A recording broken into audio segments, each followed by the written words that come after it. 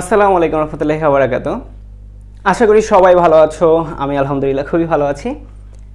আজকে আমরা কোন শ্রেণীর ক্লাস নিব? কোশ্চেন। আমি যদি বলি আজকে আমরা ক্লাস নিব 4, 5, 6, 7, 8, 9, 10, 11, 12, অর্থাৎ 4 থেকে একদম এইচএসসি পর্যন্ত সবার ক্লাস আজকে আমরা একত্রে নিব। এখন তোমাদের সবচেয়ে বড় কোশ্চেন যে বলে কি এমন টপিক রয়েছে যেটা সব একদম 4 থেকে ইন্টার পর্যন্ত আমরা পড়ি, ইন্টারে পড়ালেখা করি, আমরাও পড়তে পারবো। সেটা তোমরা অলরেডি থাম্বনেল এবং টাইটেল দেখে বুঝে ফেলেছো। আর সেটা হচ্ছে আমরা যে ইংলিশের বিল্ডিংটা তৈরি করব সেই বিল্ডিংয়ের ভিত্তি, এবং সেই ভিত্তি বা ফাউন্ডেশনটা কি? টেন্স। এবং আজকে আমরা আলোচনা করব টেন্স নিয়ে। এখন কিছু স্টুডেন্ট যারা একটু বড় লেভেলের, তারা ইন্টারে যারা পড়তেছে তারা বলতেছে, ভাইয়ারে পায়ালই, ভাইয়ের খবর আছে, কি করতেছে উনি আমাদেরকে নিয়ে মিক্সড করতেছে 4-5 এর সাথে। কি মনে করে আমাদেরকে? আমরা কি এখনও 4-5 লেখাপড়া পাই না? আচ্ছা, বিষয়টা তেমন না। বিষয়টা হচ্ছে, আমি যদি বলি যে আমাদের দেশের ইন্টার বাদ দিলাম, গ্র্যাজুয়েশন কমপ্লিট করে আসা 50% প্লাস স্টুডেন্টদেরকে যদি আমি জিজ্ঞাসা করি যে তুমি পাস্ট পারফেক্ট কন্টিনিউয়াস টেন্সের একটা সেন্টেন্স মেক করে বলো, সে কতক্ষণ এরকম করবে, তারপর 2-1 ওয়ার্ড বের করবে, করে তারপর দেখা যেতেছে আমতা করতে করতে সে লাস্ট বলতেছে আই এম সরি স্যার, মনে পড়ছে না, পেটে আছে, মুখে আসতেছে না। এই টাইপের একটা জিনিস ঘটবে, এবং এটা 50% প্লাস আমার মনে হয় যে এই টাইপের ঘটনা ঘটে থাকে। একদম ইংলিশ সেন্টেন্সে মেয়েকে তারা টোটালি দুর্বল। কেন এই উইকনেস? বিকজ তাদের যেই বিষয়টা অনেক আগেই শেখার কথা ছিল, যে বিষয়গুলো অনেক আগেই জানার কথা ছিল, তারা সেগুলো চর্চা করেনি। এখন যারা ইন্টার আছো তাদের মন খারাপ করার কিছু নেই বা মনে কষ্ট নেওয়ার কিছু নেই, কারণ এই টেন্স যেহেতু বিষয় একটা, পড়ার ধরনটাও কিন্তু একই রকম। এটা এরকম না যে ক্লাস 5-এর জন্য একরকম, ক্লাস 6-এর জন্য একরকম, ক্লাস 7-এর জন্য একরকম, ক্লাস 8-এর জন্য একরকম। টেন্স টপিকটা তো সেম, তাহলে সবার জন্যই মূলত এটা যেহেতু প্রয়োজনীয়, তাই সবাই এই ক্লাসটা করতে পারো। আরেকটা কথা হচ্ছে যে আমরা কেন এত উপরের ক্লাসে উঠেও টেন্স পারি না। তোমাদের একটা ছোটোখাটো বিষয় বলি, সেটা হচ্ছে আমি একটা নতুন এলাকায় গেলাম, এবং সেই এলাকায় যাওয়ার পর সে এলাকার যে রাস্তাঘাট তা একটু চিনে রাখার চেষ্টা করলাম, যে এইদিকে এই গলি যায়, সেদিকে সেই গলি যায়, এইভাবে যাইতে হবে। রাস্তাটা আমি চিনে আসলাম। সেকেন্ড কিছুদিন পরে আবার গেলাম, একটু মনে পড়বে যে হ্যাঁ এটা এইভাবে গেছে, এটা এইভাবে গেছে, মনে পড়লো। থার্ড অনেক বছর পর গেলাম, তো ওই যে আমি দেখে এসেছিলাম রাস্তাটা বা এলাকাটা, সেটা কিন্তু সম্পূর্ণ ভুলে যাব। কিন্তু তুমি একটু চিন্তা করো তো, তুমি যে এলাকায় বাস করো সেই এলাকার আনাচে কানাচে ডান দিক দিয়ে কোন চিপা বের হয়েছে, বাম দিক দিয়ে কোন চিপা বের হয়েছে, সকল রোডের বিস্তারিত বিবিসি নিউজ হচ্ছে তুমি। কীভাবে সম্ভব? তুমি এত কিছু কীভাবে জানো? কারণ তুমি এখানে বসবাস করতেছ, এখানে চলাচল করতেছ, সর্বত্র এখানেই তোমার বিচরণ। এই জন্য তুমি খুব সহজেই এই যে এলাকার রাস্তাঘাটগুলো আছে খুব সহজেই চিনতে পারছো। আর যেখানে 1-2বার গিয়েছিলে, পরে নেক্সট টাইম অনেক বছর পর গিয়ে আর দেখতেছো চিনি না এটা কোন দিকে আসলাম, এমন অবস্থা। সেরকমই হয়েছে আমাদের টেন্সের অবস্থা। আমরা সেই 6-7-এ পড়িয়েছি, একটু পড়ার পরে আর ধরি নেই। না ধরার কারণে আমাদের কী দাঁড়াচ্ছে, আমরা ইন্টারে গিয়ে এসএসসিতে গিয়ে আমরা ক্লাস 10-এর বাচ্চাদের কাছ থেকে শুনতে পাই যে ভাইয়া টেন্সই তো পারি না, কী পড়বো। তো ঘটনাটা হচ্ছে এরকম যে এই যে 6-7 একবার পড়ার পরে আর ওই ধারে কাছেও যায় নাই। এর ফলশ্রুতিতে কি ঘটেছে, তার মাথা থেকে টেন্স বিষয়টা টোটালি ডিলেট হয়ে যাওয়ার ওয়েতে রয়েছে, অন দ্য ওয়ে, ডিলেট হয়ে যাচ্ছে প্রায়। ঠিক আছে, তো এখন ঘটনা হচ্ছে যে কি করতে হবে, সেরকম আমরা যে একটা এলাকায় বসবাস করি সেরকম টেন্সের মধ্যে কি বসবাস করতে হবে না। প্রত্যেকটা দিন আমি অ্যাডভাইস দিব, প্রত্যেকটা দিন অন্তত 12টা করে সেন্টেন্স মেক করবা, 12টা করে সেন্টেন্স পড়বা, 12টা স্ট্রাকচারে, টেন্সের 12টা স্ট্রাকচারে 12টা সেন্টেন্স অন্তত প্রতিদিন একবার পড়বা। যেমন ঘুমে যাওয়ার আগে পড়তে পারো, কোথাও খেলতে যাওয়ার আগে পড়তে পারো, যে কোনো জায়গায় যাওয়ার আগে তুমি প্রত্যেকদিন ফিক্সড করে নিবা এই টাইমে আজকে আমি 12টা সেন্টেন্স করবো। অথবা তুমি ফিক্সড করে নিবা সকালে 4টা, দুপুরে 4টা, বিকেলে 4টা, রাতে 4টা, যে কোনো ওয়েতে তুমি 3টা টাইম ভাগ করে প্রত্যেকটা দিন 12টা করে যদি সেন্টেন্স মেক করো, তোমার কাছে ইংলিশে কথা বলা, ইংলিশে সেন্টেন্স মেক করা, ইংলিশে ফ্রি হ্যান্ড লেখা একদম ইজি হয়ে যাবে। তো আজকে আর একটা কথা, সেটা হচ্ছে যারা ছোট ছোট বাচ্চা আছো তাদেরকে বলতেছি যে তোমাদের জন্য কিন্তু এটা একটা ভিত্তিস্বরূপ, এবং এই টেন্স যদি তোমরা না জানতে পারো তাহলে তোমরা কখনোই ইংলিশে ডেভেলপ করতে পারবে না, এবং ইংলিশের স্কিল তোমাদের খুব বেশি পরিমাণে উইক হয়ে যাবে। সো সবাই আজকে আমাদের সাথে অ্যাটেনশন দাও। আজকে আমরা চেষ্টা করব যতটুকু পড়াই ততটুকুই তোমাদেরকে হোমওয়ার্ক দেওয়ার জন্য, এবং অবশ্যই হোমওয়ার্ক করে রাখতে হবে, না হয়তো তোমারই লোকসান, আমার না। চলো তাহলে আমরা আর কথা না বাড়িয়ে চলে যাই টেন্সে। এখন দেখব টেন্সের অর্থ। টেন্স অর্থ হচ্ছে কাল বা সময়। এখন কোশ্চেন করবা যে ভাইয়া এই কাল সময় কোথা থেকে আসলো, কিভাবে আসলো, এটা কিসের কাল, কার কাল? এটা হচ্ছে ক্রিয়ার কাল। কার কাল? ক্রিয়ার কাল। অর্থাৎ টেন্স বলতে আমরা বুঝি ক্রিয়া বা কাজ সম্পাদিত হওয়ার সময়কেই টেন্স বলে। অর্থাৎ যে কোনো একটা কাজ কখন সম্পাদিত হচ্ছে সেটা বলে দিবে হচ্ছে টেন্স। এখন মূলত সংজ্ঞা যদি তোমরা লিখতে চাও খাতা কলমে, তাহলে এভাবে লিখতে পারো যে কোনো কাজ সম্পাদিত হওয়ার সময়কে টেন্স বলে। গতানুগতিক একটা সংজ্ঞা। এবার আমরা চলে যাব এই টেন্সের ক্লাসিফিকেশনে, এবং এই ক্লাসিফিকেশন থেকে আমরা মূল টেন্সটা শিখতে পারবো, কারণ এই ক্লাসিফিকেশন দিয়েই কিন্তু আমাদের সেন্টেন্সগুলো তৈরি করা হয়ে থাকে। তো চলো আমরা ক্লাসিফিকেশন নিয়ে আলোচনা করি, এবং আমরা শুরুতে দেখব যে টেন্সকে প্রধানত কয় ভাগে ভাগ করা যায়। টেন্সকে প্রধানত ভাগ করা যায় 3 ভাগে। একটি হচ্ছে প্রেজেন্ট টেন্স, তারপর হচ্ছে পাস্ট টেন্স, তারপর হচ্ছে ফিউচার টেন্স। এখন কথা হচ্ছে এই প্রেজেন্ট টেন্স অর্থ কী? প্রেজেন্ট টেন্স অর্থ হচ্ছে বর্তমানকাল, পাস্ট টেন্স মানে হচ্ছে অতীতকাল, এবং ফিউচার টেন্স মানে হচ্ছে ভবিষ্যৎকাল। এগুলো সবাই মোটামুটি জানো, একদম যারা নতুন প্রথম ক্লাস যাদের টেন্সের, তাদের জন্য কিন্তু আমি এইভাবে বলছি। এখন কথা হচ্ছে যে এই বর্তমান কালটা কি, বা এই প্রেজেন্ট টেন্সটা কি? বর্তমান সময়ের যে কোনো কাজই হচ্ছে বর্তমানকাল বা প্রেজেন্ট টেন্স। বর্তমান সময়ে যে কোনো কাজ যেটা হচ্ছে বা চলছে, এই রকম কোনো কাজ যদি থেকে থাকে সেটাই হচ্ছে প্রেজেন্ট টেন্স। পাস্ট টেন্সটা কি? অতীতের কোনো কাজ হয়েছিল বা সংঘটিত হচ্ছিল সেরকম কোনো বিষয় হচ্ছে পাস্ট টেন্স। এবং ফিউচার টেন্সটা কি? যেটা ভবিষ্যতে কোনো কাজ হবে বা চলবে এরকম প্রকাশ করে, সেটা হচ্ছে ফিউচার টেন্স। তো 3টা টেন্স মোটামুটি তোমরা জানলা একদম নর্মাল ওয়েতে। এখন কথা হচ্ছে এই 3 প্রকার টেন্সকে, এই প্রধান 3 প্রকার টেন্সকে আবার 4 ভাগে ভাগ করা যায়। 4 ভাগে ভাগ করা যায়। এই প্রধান 3 প্রকার টেন্সকে আবার কয় ভাগে ভাগ করা যায়? 4 ভাগে ভাগ করা যায়। এবং এই 4টি ভাগ কী কী আমরা দেখি। প্রথমটা হচ্ছে ইনডিফিনিট, তারপরটা হচ্ছে কন্টিনিউয়াস, তারপরটা হচ্ছে পারফেক্ট, তারপরটা হচ্ছে পারফেক্ট কন্টিনিউয়াস। অর্থাৎ প্রত্যেক প্রকার টেন্সকে আবার 4 ভাগে ভাগ করা যায়। Indefinite, continuous, perfect, perfect continuous. তার মানে কি দাঁড়াচ্ছে? Present indefinite, present continuous, present perfect, present perfect continuous, past indefinite, past continuous, past perfect, past perfect continuous, future indefinite, future continuous, future perfect, future perfect continuous. তো প্রত্যেকটাকে এভাবে 4টি ভাগে ভাগ করা যায়। আজকে আমরা আলোচনা করব শুধুমাত্র প্রেজেন্ট টেন্সের 4টি ক্লাসিফিকেশন নিয়ে। শুধুমাত্র প্রেজেন্ট টেন্সের 4টি যে প্রকার রয়েছে সেই 4টি প্রকার নিয়ে এখন শিখব প্রেজেন্ট ইনডিফিনিট টেন্স। কখনো কি কোশ্চেন করে দেখেছো নিজেকে যে আমি তো প্রেজেন্ট ইনডিফিনিট টেন্স একদম টেন্সের প্রথম যেই প্রকারটা সেটা আমি শিখতেছি, কিন্তু কোন কোন বিষয়গুলো এই প্রেজেন্ট ইনডিফিনিট টেন্সের মধ্যে অন্তর্ভুক্ত হয়? একটু ভেবে দেখো তো, পাচ্ছ অ্যান্সার? হ্যাঁ, তোমরা যেটা চিন্তা করছো তাই। প্রেজেন্ট ইনডিফিনিট টেন্সের মধ্যে আমাদের বর্তমানে সাধারণ কোনো কাজ যুক্ত থাকে, অথবা আমাদের প্রতিনিয়ত অভ্যাসগত কোনো কর্মযুক্ত থাকে, অথবা আমাদের যে কোনো চিরন্তন সত্য বিষয়গুলো এটার সাথে যুক্ত থাকে। তাহলে কি কি বিষয় প্রেজেন্ট ইনডিফিনিট টেন্সের সাথে যুক্ত থাকে? একটা হচ্ছে বর্তমানে যে কোনো সাধারণ কাজ, তারপর হচ্ছে অভ্যাসগত কর্ম, এবং অ্যাট লাস্ট সেটা হচ্ছে আমাদের চিরন্তন সত্যর বিষয়টা। ঠিক আছে? তো এখন আমরা যদি দেখি কিছু উদাহরণ দিয়ে প্রেজেন্ট ইনডিফিনিট টেন্সটাকে আমরা যদি আইডেন্টিফাই করতে চাই, তাহলে দেখি কিছু উদাহরণের দিকে আমরা নজর দিই। একটা হচ্ছে আই গো টু স্কুল, এটা কিন্তু সাধারণ একটা কাজ, তাই না? আই গো টু স্কুল বর্তমান সাধারণ একটা কাজ।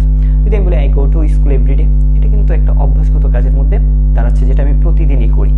আর যদি বলি দ্য আর্থ ইজ রাউন্ড, এটা কিন্তু চিরন্তন সত্য, কারণ কি পৃথিবী কি গোল, তাই তো? আচ্ছা, এখন কথা হচ্ছে এই প্রেজেন্ট ইনফিনিট টেন্সের স্ট্রাকচারটা কেমন, বা এই সেন্টেন্সগুলো কিভাবে মেক হয়, কোন স্ট্রাকচার ফলো করে এটা মেক হয়। যদি আমরা দেখতে যাই তাহলে আমাদের শুরুতেই আমরা জানি প্রত্যেকটা সেন্টেন্সের শুরুতে কি আসে? সাবজেক্ট। তাহলে শুরুতেই আসে সাবজেক্ট, সাবজেক্টের পরে আসে ভার্ব, তারপরে আসে অবজেক্ট। কিন্তু সবচেয়ে লক্ষণীয় যে বিষয়টা সেটা হচ্ছে ভার্ব। এখানে একটু ভালোভাবে খেয়াল করলে তোমরা বুঝতে পারবে যে এই প্রেজেন্ট ইনফিনিট টেন্সে অলওয়েজ ভার্বটা বেস ফর্মের হবে, ভার্বটা প্রেজেন্ট ফর্মের হবে। আমরা জানি ভার্বের তিনটা form, present form, past form, past participle form. এর ভিতর থেকে প্রেজেন্ট ফর্মের ভার্বটা এখানে হবে। এই ভার্বকে কোনোভাবেই মডিফাই করা যাবে না প্রেজেন্ট ইনফিনিট টেন্সে।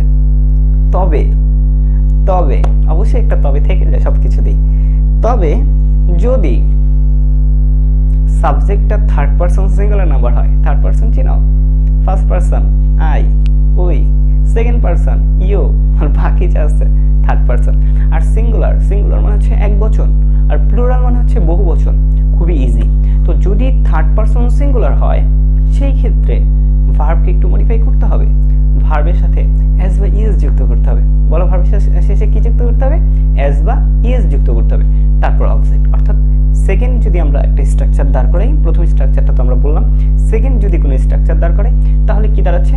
Subject plus verb plus S বা ইএস, বা ভার্বের শেষে এস বা ইএস প্লাস অবজেক্ট। এখন আমরা যদি একটা এক্সাম্পল দিতে চাই, বা দুইটা সেন্টেন্স আমরা বলি, হ্যাঁ দুইটা সেন্টেন্স বলি। বললাম আই প্লে ফুটবল, আরেকটা বললাম হি প্লে ফুটবল। তো দুইটা সেন্টেন্স অবশ্যই 100% রং। 100% কখনোই এই দুইটা সেন্টেন্স রাইট না। আই প্লে ফুটবল এটা 100% রাইট, এটা একদম ঠিকঠাক আছে। কিন্তু হি প্লে ফুটবল এটা কিন্তু ঠিক নাই। তোমরা একটু দেখো তো হি এই বিষয়টা কি একটু চেনা চেনা লাগে কিনা? হ্যাঁ, হি হচ্ছে থার্ড পারসন সিঙ্গুলার নাম্বার, এবং he third person singular number হওয়ায় এই যে প্লে বেস ফর্মটা ভার্বের, এর সাথে কিন্তু আমার এস যুক্ত করতে হবে। তাহলে কি লিখতে হবে? He plays football. আর যদি আমি আগে লিখেছিলাম হি প্লে ফুটবল, সেটা সম্পূর্ণই রং। হি প্লে ফুটবল পুরোপুরি রং। তাহলে কি হবে? He plays football. আমার মনে হয় তোমরা প্রেজেন্ট ইনফিনিট টেন্সের বিষয়টা একটু হলেও ক্লিয়ার হয়েছে। তো আরেকবার কয়েকটা সেন্টেন্স দিয়ে আমরা একটু বোঝানোর চেষ্টা করি। যেমন I eat rice, I eat rice, অথবা হতে পারে he eats rice, he eats rice, অথবা লিখতে পারি I go to school, she goes to school. এই বিষয়গুলো হচ্ছে প্রেজেন্ট ইনফিনিট টেন্স। এরপর আমরা কোথায় যাব? এরপর আমরা যাব আমার সবচেয়ে পছন্দের টেন্সের ক্লাসিফিকেশন, যেটা হচ্ছে প্রেজেন্ট কন্টিনিউয়াস টেন্স।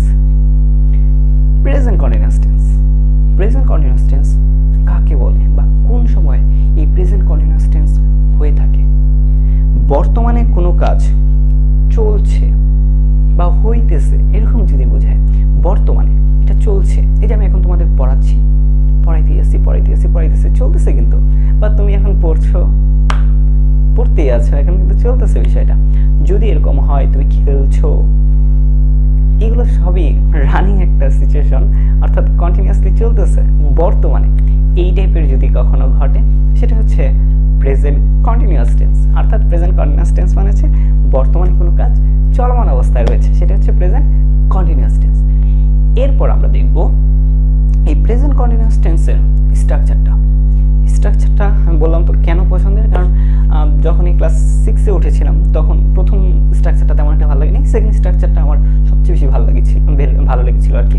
তো স্ট্রাকচারটা কি? সাবজেক্ট প্লাস অ্যাভিজার প্লাস ভার্বের শেষে আইএনজি প্লাস অবজেক্ট, অর্থাৎ subject plus auxiliary plus verb plus ING plus object. First যে কোশ্চেনটা মাথায় আসছে, অ্যাভিজার তিনটা আসছে, যে কোনো একটা বসাই দেবো, হয়ে যাবে। পরবর্তীতে একটু ঘাইটা দেখলাম, মানে আমি 6, 5, 6 এরকমই গেছি, যে কোনো একটা বসাই দেবো, ঠিক আছে। কিন্তু পরবর্তীতে যখন দেখি না এগুলো ভুল হচ্ছে, তারপর একটু বইটা ঘেটে দেখলাম যে না, এই জিনিসগুলো একটু চেঞ্জ। সেটা হচ্ছে আমার বসবে হচ্ছে সবসময় আয়ের পর, অর্থাৎ আয়ের পর এম, মানে সাবজেক্ট অনুযায়ী এই তিনটার কিন্তু ইউজ। তো এইখানে যদি আমি সাবজেক্ট আই ইউজ করি সেই ক্ষেত্রে আমার এম ব্যবহার করতে হবে। যদি আমি সাবজেক্ট ইউ বা যে কোনো প্লুরাল নাম্বার ব্যবহার করি, প্লুরাল সাবজেক্ট যদি ব্যবহার করি সেই ক্ষেত্রে আমার আর বসবে। আর একটা অবশিষ্ট থাকে সেটা হচ্ছে third person singular. Third person singular নিয়ে যাবে ইজকে, তাহলে ইজ বসবে হচ্ছে থার্ড পারসন সিঙ্গুলারের সময়। তো আমার মনে হয় তোমরা বুঝতে পেরেছো। আই বসবে, আয়ের পর বসবে এম, তারপর ইউ এর পর বসবে আর, এবং প্লুরাল যে কোনো সাবজেক্টের পর বসবে আর, এবং থার্ড পারসন সিঙ্গুলার হলে সাবজেক্ট সেই ক্ষেত্রে বসবে ইজ। তা আমরা যদি একটু কিছু সেন্টেন্সের দিকে নজর দিই, দেখি স্ট্রাকচার মিলে কিনা। যেমন I am playing football, I am playing football. I am, am is দ্বারা এম আসছে, প্লের সাথে, প্লে হচ্ছে ভার্ব, তার সাথে আইএনজি যুক্ত হয়েছে, ফুটবল অবজেক্ট। সেরকম আমি যদি আরও কিছু দেখাই সেটা হচ্ছে they are going to school, they are going to school. তারপরে আরও হতে পারে যেমন he is playing cricket, he is playing cricket. তো প্রত্যেকটা সেন্টেন্সে খেয়াল করে দেখো যেগুলো স্ট্রাকচারকে একদম হুবহু অনুসরণ করছে, ঠিক আছে। এখন আমি যদি প্রেজেন্ট ইনডিফিনিট টেন্স এবং প্রেজেন্ট কন্টিনিউয়াস টেন্সের মধ্যে পার্থক্য খুঁজতে যাই, যেমন আই গো টু স্কুল, আর এখানে আসছে I am going to school. নতুন কি আসছে? নতুন আসছে অ্যাম এবং ভার্বের সাথে আইএনজি যুক্ত হয়েছে। এই দুইটা জায়গায় পার্থক্য।